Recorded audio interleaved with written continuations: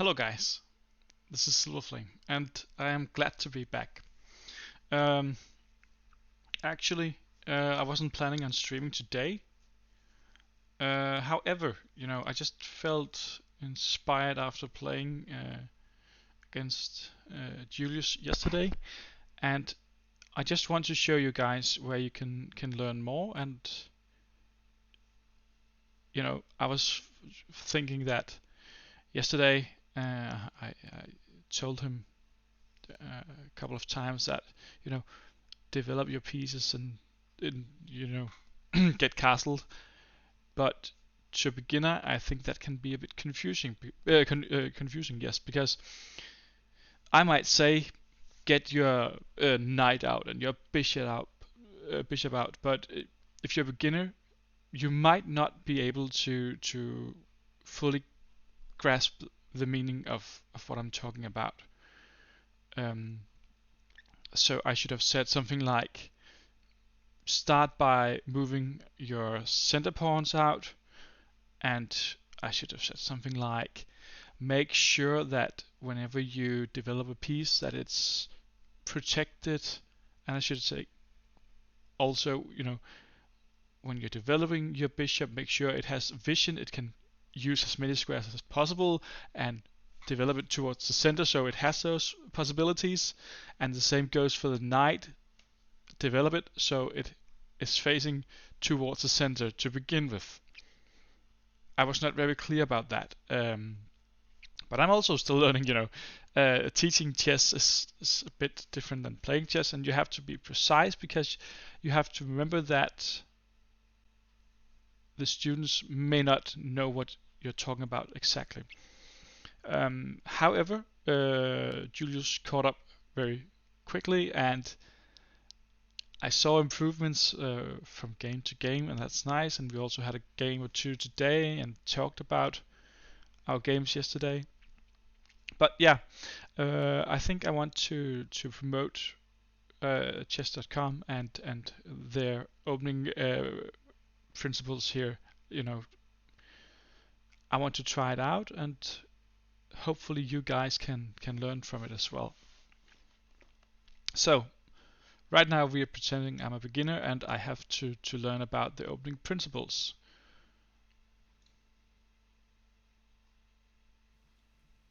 Control the center, and you can control the game.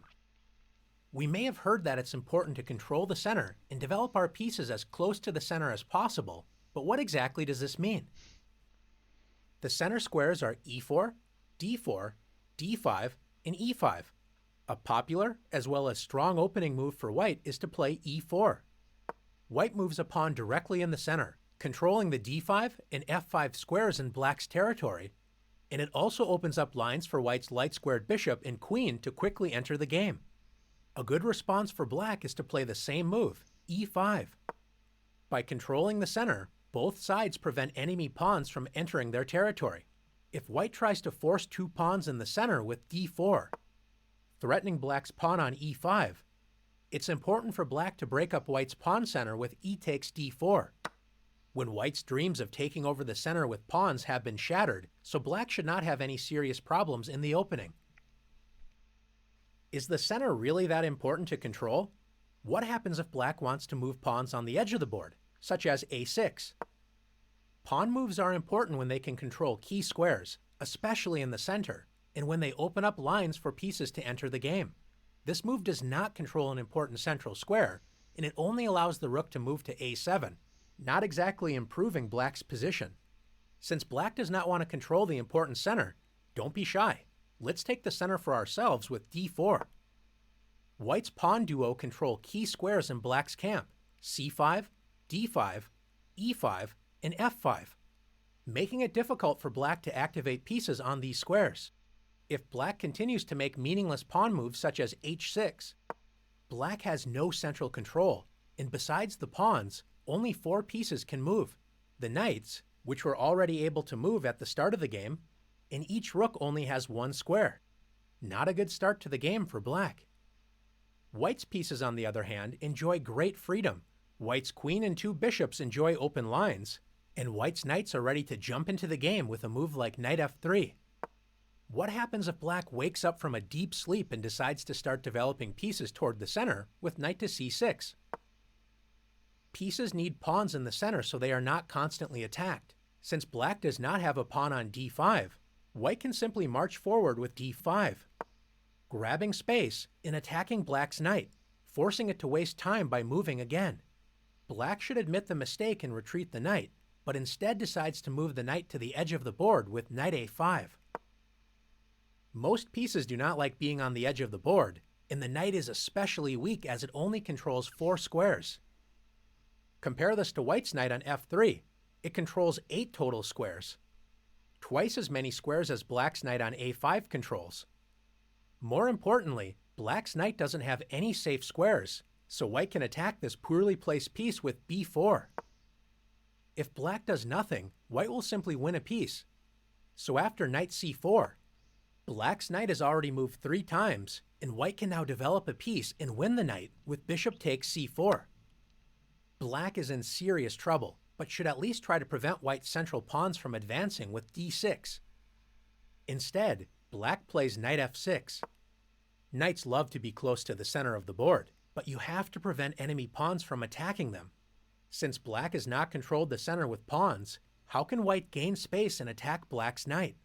That's right, once again by advancing a center pawn with e5. Black should once again retreat the knight, admitting another mistake, but decides to lunge forward with knight g4. Notice most of black's escape squares are controlled by pawns. Even black's pawn on h6 prevents a potential knight retreat. How can white win more material? If you found h3, nice work. If black takes the e5 pawn, white simply captures it with the knight on f3. If black plays knight takes f2, at least grabbing a pawn before losing the knight, white should not be afraid to move the king. Let's win material with king takes f2. By controlling the center with pawns and actively developing pieces toward the center, white took advantage of black's careless play and is simply up 2 pieces with an excellent position. Now it's time to practice taking over the center in the challenges. Nice. So I will do that just to show you guys what it looks like. Black to move. White just grabs space by moving a pawn to e4 and is ready to dominate the center by moving a pawn to d4 on the next turn. Let's move our pawn to e5 to grab our fair share of the center. Good job. We do not want to allow white to have 2 pawns in the center. Can you find a strong capture that removes one of white's pawns from the center? Yes. Nicely done. White is not allowed to keep 2 pawns in the center, so black is showing good central control and understanding. Keep up the great work. Thank you. White to move. How can white grab control of the center by putting a pawn directly in the middle of the board? Well, either d4 or e4. Great job, you have taken control of the center, and your opponent failed to take black's fair share of the center. How can we take more space in the center by placing another pawn right into the middle of the board? Well, as we just saw in the video, we can put d4 in the center and then we control all of these squares. Hello and welcome to the stream. And now black is responding by playing his pawn into the center as well, but it's too late and it's unprotected. And now we have to figure out how can we win material, and we can do that by capturing this pawn. Nice. So this is how chess.com and I, kind of want to advise you to start out when you start playing chess. Okay, 3 of 5. Both sides have opened the game with pawn moves, but white controls the center and black has wasted time on the edge of the board. Let's find a strong knight move which develops a piece to a square that controls 2 central squares. good. Here I would think about promoting the knight to, well, moving the knight to c3, because then it's defending this piece and looking over this piece as well.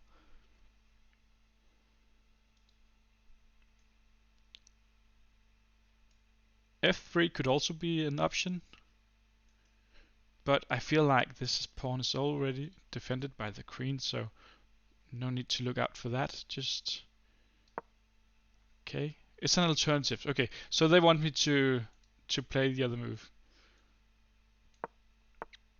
Excellent job. Black tries to develop a knight to protect the center, but black doesn't have any pawns in the center. How can we gain? Yeah, and this was about, now we can attack, and he's moving out, and we could thank you very much, thank you, and nice to have you here.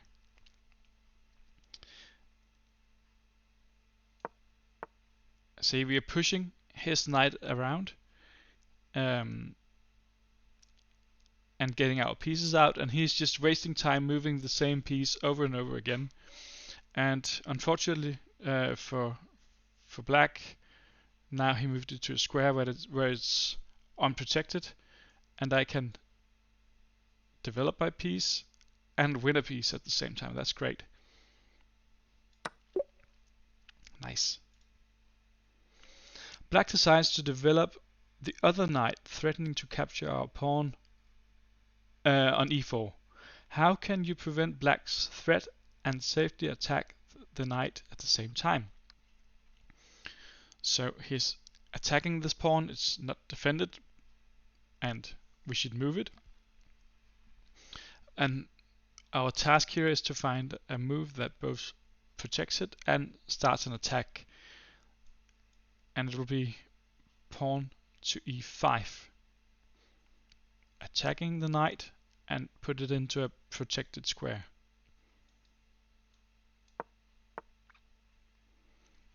Okay, good move. Black's knight should have retreated, but instead it lunges forward. Do you notice the knight doesn't have any safe squares? How can we win this piece?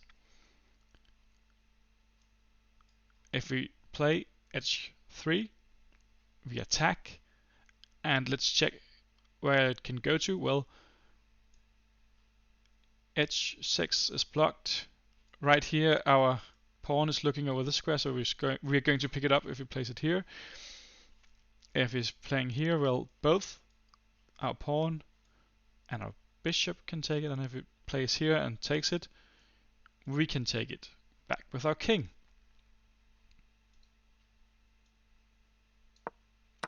Great. And black is now realizing that there's no way he can save this piece, and he's trying to gain something out of it anyway, so he's just deciding to take an f2 and at least ruin white's chances of castling. Perfect. Instead of moving the knight to g4, this time black tries to escape by moving the knight to its least favorite part of the board, the edge. Can you find a way to trap black's knight? And as we talked about, or the video explained on chess.com, the knight on the rim is dim because it has like limited squares to go to. Whereas this knight can go both here and here. If the pawn wasn't here, it could also move here and here and here and here. So we want to develop our knight towards the center, so it has tons of possibilities to move as please. Okay, so how can we trap this piece? Well, let's see. If we play our pawn to g4, we are threatening it. If he plays here to g3, we can take it. If he moves to f4, we can pick it up with our bishop. If he plays it to f6, well, then we have a knight, a pawn that can pick up the knight. and that's it because his pieces is blocking the way here, so that's not a legal move. Therefore, the correct answer must be pawn to g4. Absolutely. Black's knight can run, but it can hide. Let's capture this piece. Okay, and as we analyzed before, we can pick it up now with our bishop. Nice. You're ready for your next lesson. Develop your pieces. We have time to do that as well. As you continue your chess journey, the starting position in front of us is going to be very familiar to you. But how often do you think about the board without any pieces? When you take a look at a blank chessboard, what comes to mind for you? Do you consider it a canvas with unlimited potential, the beauty just waiting to be discovered? Or perhaps you see 64 squares, 32 light and 32 dark. It's very important to become familiar with the chessboard. Specifically, the chessboard looks flat, and all the squares appear the same, but not all squares are created equally. Consider the center squares e4, d4, d5, and e5. These squares are the chess mountain, the highest point on the chessboard.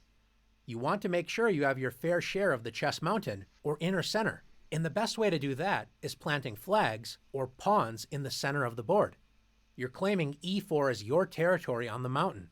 Black will often play e5, doing the same thing. The squares surrounding the chess mountain, or inner center, is what we call the outer center.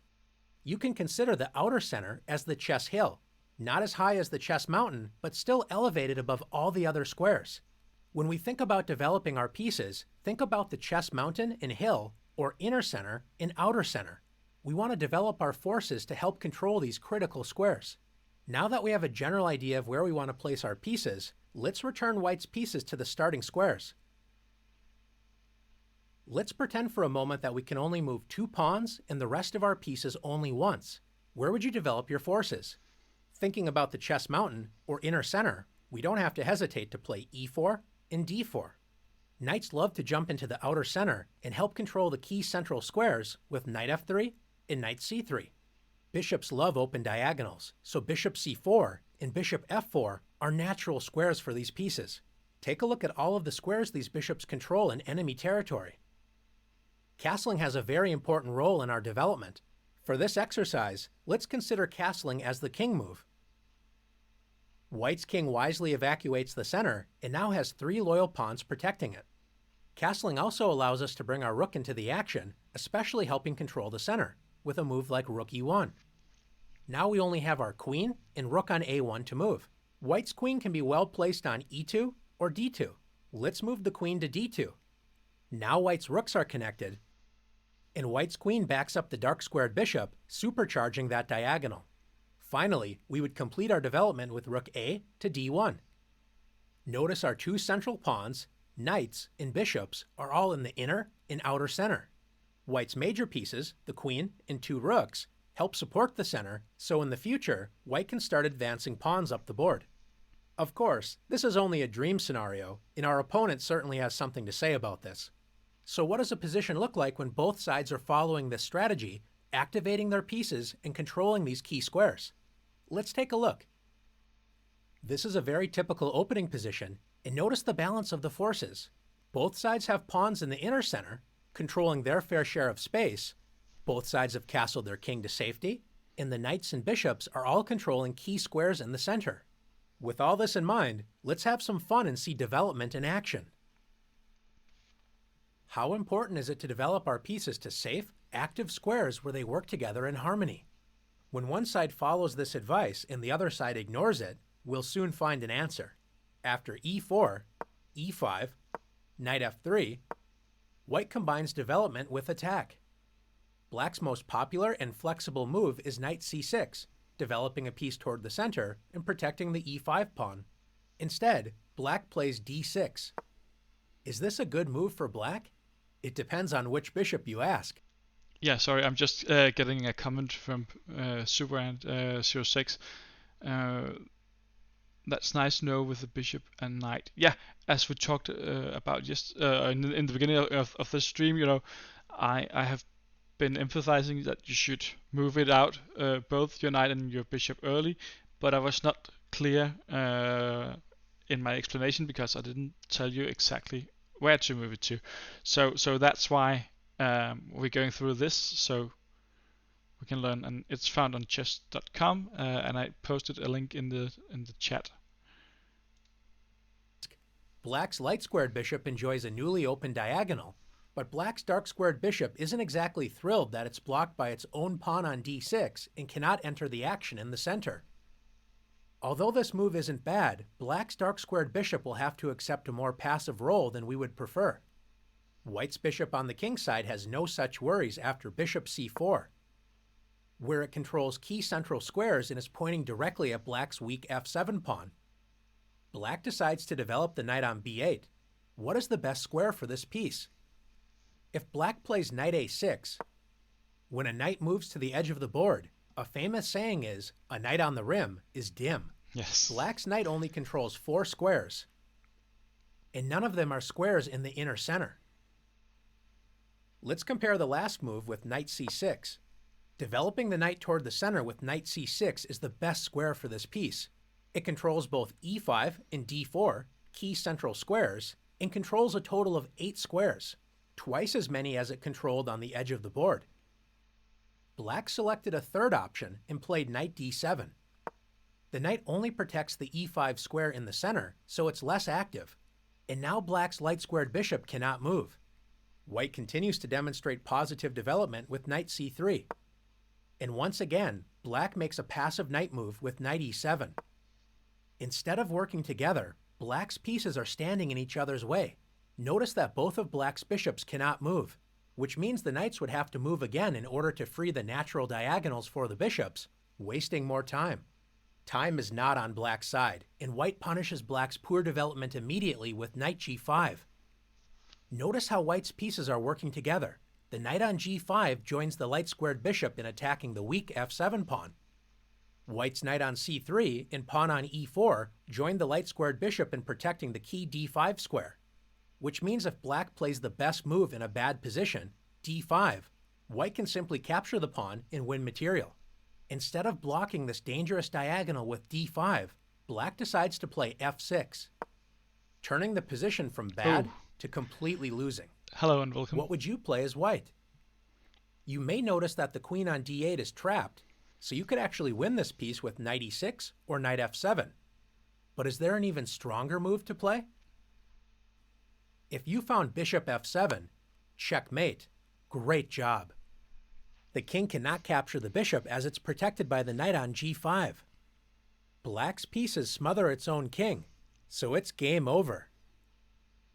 Now that you've learned the importance of developing your pieces rapidly toward key central squares and using your pieces to work together as a team, you're ready to show off your skills in the challenges. Yes. So when we have done this video, I think I want to play against some bots, just to show it in action. But let's take up these 5 challenges. White decides to move the knight on g1. What is the best square for this piece? So, the knight on g1. Where do we want to move it to? Remember, we just learned about this was the inner center and this was the outer center, and we want to develop our pieces towards the center.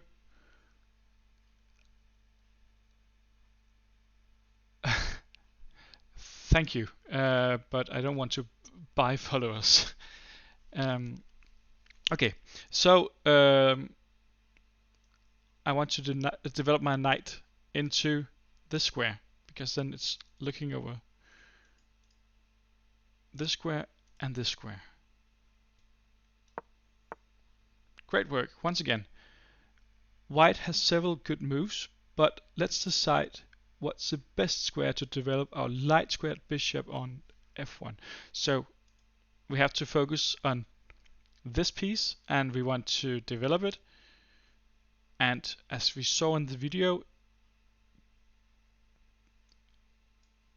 c4 is a fantastic square.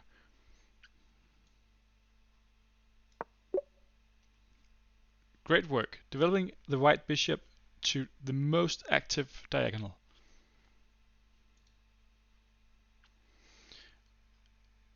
White is threatening to capture our pawn on e5.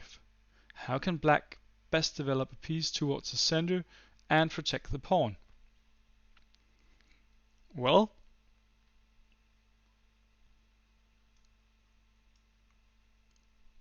if we put our bishop here, we are blocking the way from this important d pawn that goes into the center, so that's not the right piece. We have to find a move that both develops a piece and protects our piece in the center, and the knight does the job. By moving out here, it both protects this and this square. Nice move. Let's continue to develop our pieces and focus on where our dark squared bishop will be best developed. Okay.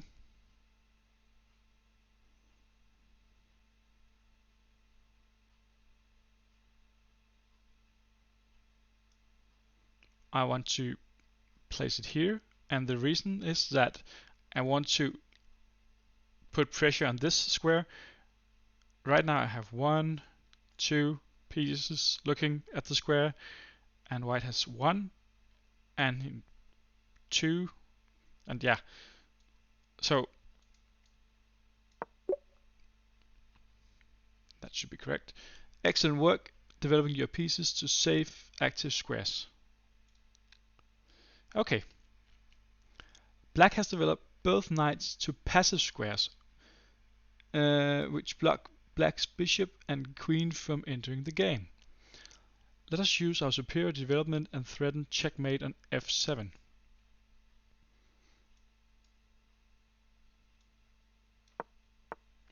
Excellent work. Black turns a bad position into a losing position. White can win the game immediately, but how? Well, we just learned that by putting our bishop here on f7, that's checkmate. Fantastic work using your superior development to win the game. Thank you. Okay. White's pieces have flooded black's undeveloped position. Let us use our pieces together to force checkmate in just 2 moves. Okay.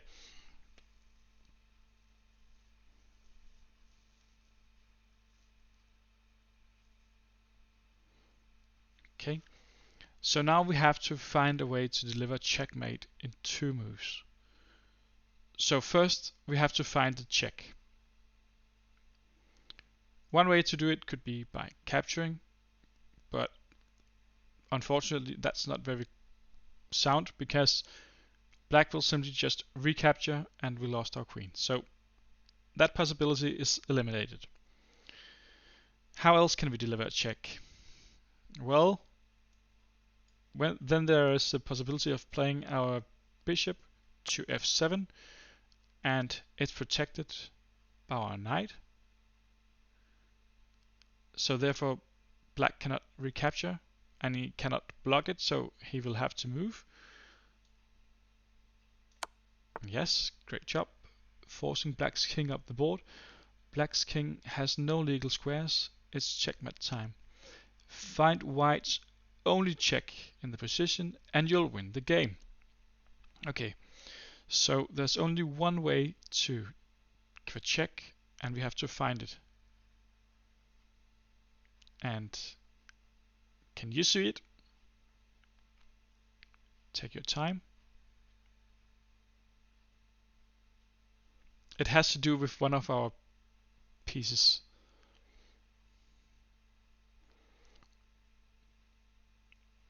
Okay, I'll give you the answer. And if you're watching this later, just pause the video and take your time to find it yourself. Good. The answer is moving your knight from c3 to d5. That delivers a check, and it cannot be taken, and you cannot block the check. That's okay, Alex. Just, take your time and you will find these moves, but you have to be patient. And I think you know, if you spend some more time, you would find it. Okay, so here we go. Knight to d5, checkmate is correct. Black is checkmated. Great job using your pieces together to win the game. Okay, 5 of 5. Black to move. White is dreaming of capturing your f7 pawn with the queen on the next move, delivering checkmate.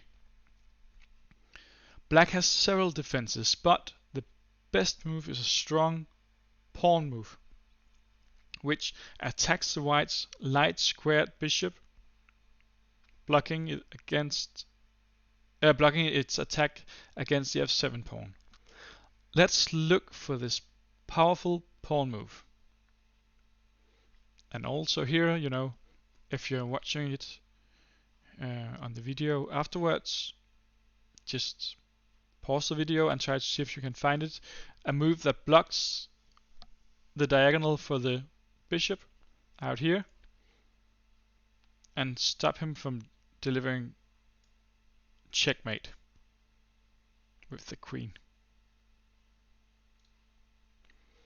The right answer is pushing your pawn to d5, and the pawn is protected by the queen. Yes. Great job. White undevelops the bishop, retreating it to its start square. Not a good choice. Now, let's develop our knight to a strong square, which also threatens to capture white's queen. Hello and welcome to the stream. Okay, so we have to find a way to develop one of our pieces so that we at the same time is threatening white's queen. And take your time. We have two options in this case. First is moving our bishop to g4. That is living up to the criteria, you know, it's threatening the queen and it is developing a piece. But is it a good way to do it? No. Why not? Because by placing it here, well, it's developed and it's threatening the queen, but also, most importantly, it's unprotected. So white can simply just capture your bishop and be up a piece. And we don't want to give him the game like that. Our second option is our knight. And we can move it here or here or here. But again, we had to find a way to threaten the queen and develop our piece. If we put it here, there is no threat to the queen. If we put it here, again, no threat. But if we put it here, it is attacking the white queen at the same time. Therefore, this must be the correct move.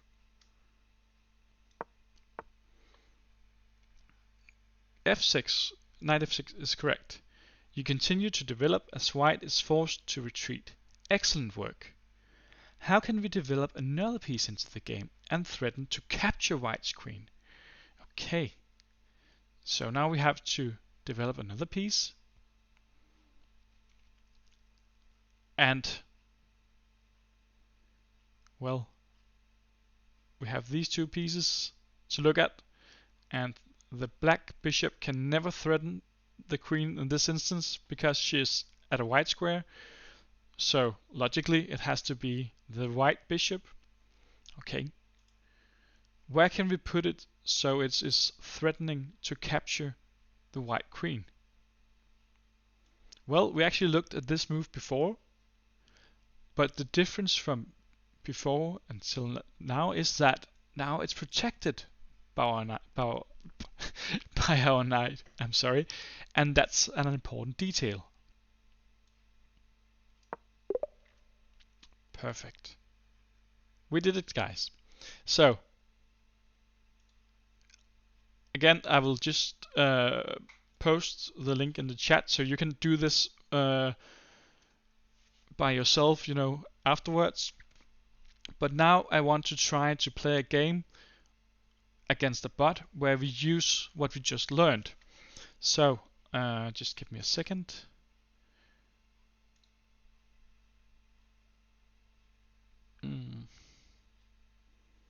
Yes, play against the computer. And I'm playing on chess.com.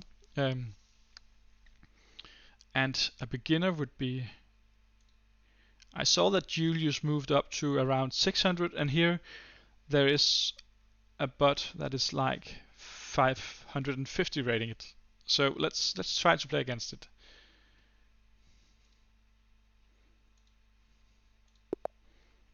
Okay, what did we learn? Well, we learned that to begin with, we should focus on the center and getting out our pawns on the D file and the E file. I like to start by moving my D pawn, D4. Okay. And now she's playing this move. That's great. She's developing her piece and looking to attack against the center. And I want to develop a piece to protect an extra time here, and to make sure that if she plays E5 next time, I can capture it.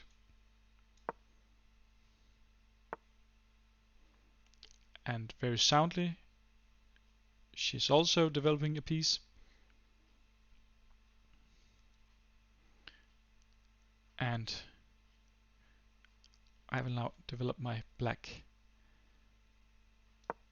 bishop. And she's only pushing the pawn once, because if she plays it up here, I can simply take it. Okay.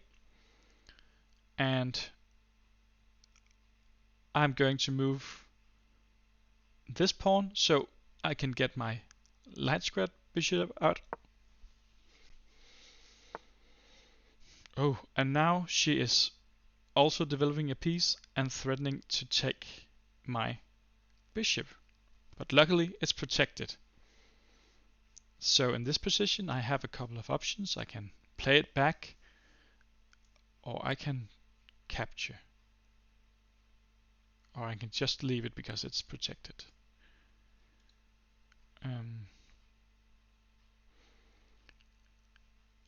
I want to play it back, so it's protected by this pawn. Okay, and castling is also a good move. I will develop my next piece, my bishop. Okay, and he's pushing out his pawn here, but it's not really a threat, because if she goes here next time, I have two pieces looking over the square. So I will develop my next piece, which is the knight, and I want to play it in here. And that's because I don't want to block the path of my pawn here, and I want to be able to aid it from this square, and in the future that will also help me to push this pawn. Okay, and now we see that black is pushing another pawn, but the mistake here is that it's not protected. This is a free pawn. And another thing to notice here is now black has pushed both pawn in front of the king, and he used to be protected, but now he's like more in danger because of these pawn pushes. So I will take it. I love seeing pieces get captured. Yeah. Okay. And nothing is threatening to take my knight at the moment, so I'll just leave it. And I will continue by castling. I have a rule, for where I say like, try to get castled before move 10. That's a safe way to play. Okay, my opponent moved the bishop to e7. So I'm curious, why did you do this? What does it do? Well, I see it's protecting this piece, but also I see that now the queen and the bishop is lining up. So soon I might be forced to move my knight, or it will be captured. And I'm thinking ahead, and I'm trying to see what could black do next time. And next time she might want to move her knight and threatening both my knight and bishop here, and at the same time this knight. That's too many threats. So before he gets to do that, I just want to move my knight. Okay, and he's developing again. But this bishop is bad. It's blocked behind his own pawns. And I'm very motivated to attack towards the center. But first I want to see if I can exchange one of my pawns in the outer center with one of the pawns in the inner center. So I'm going to push c4. And he's not reacting to it, he's just moving his rook.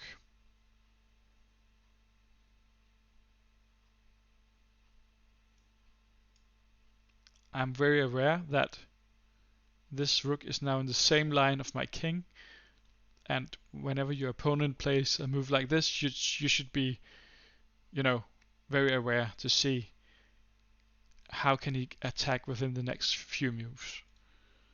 Okay. Also, find out what do you want to do. And I want to make an attack here. And I want to get my pieces in. So I'm thinking that I want to change my plan, and I'm thinking about moving my knight to here, and that opens up for my queen, so I can get my queen into the attack, just like we saw before in the video. And if black takes, I can take with the pawn and then kick this knight, and that knight is the only defender of this pawn on h5. So I'm changing my plan now. Okay, he didn't attack, but another option, if he didn't protect this piece, would be to take and fork the knight, fork the king and queen. Hello, Oliver. Yeah, I'm actually trying to do that. I want people to learn from watching this video, and I'm also showing them where they can find the sources of knowledge. So I'm using chess.com and their system, and I would recommend any beginners to do that. Okay, back to the game. But thank you very much for your comment. I'm going to take. Oh, and he didn't recapture, so I can just continue to take. Oh, and again, this time he was just moving his knight. I'm up 3 points. Check. Giving check doesn't mean you're winning. Nope, but it means I'm one step closer.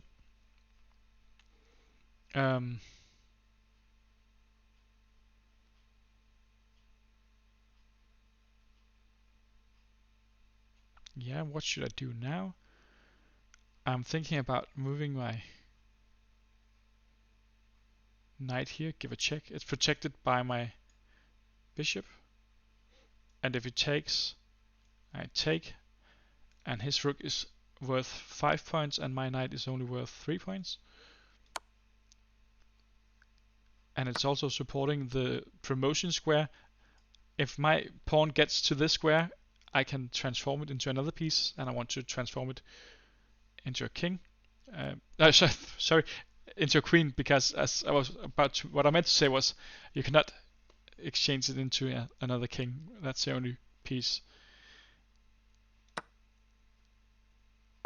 Okay, attacking my queen and defending at the same time. And I just want to. Okay, I was attacking him back and he didn't respond. So now I just want his. Okay, I just want his bishop. And I want to go here to remove this knight so my rook can help my pawn to get promoted. And it's protected by my bishop. Okay. Okay, this is good. He's not moving it. So I will take. Oh, and again, he's not moving it. Okay. Then I will play my bishop into e5. And he's threatening to take it. Okay. I will get my queen into the attack. Look how my pieces are working together and attacking the black king's position. I'll retake with the pawn. And now I want to give a check. And another check. And we won the game. Good game. Okay. So I made one blunder.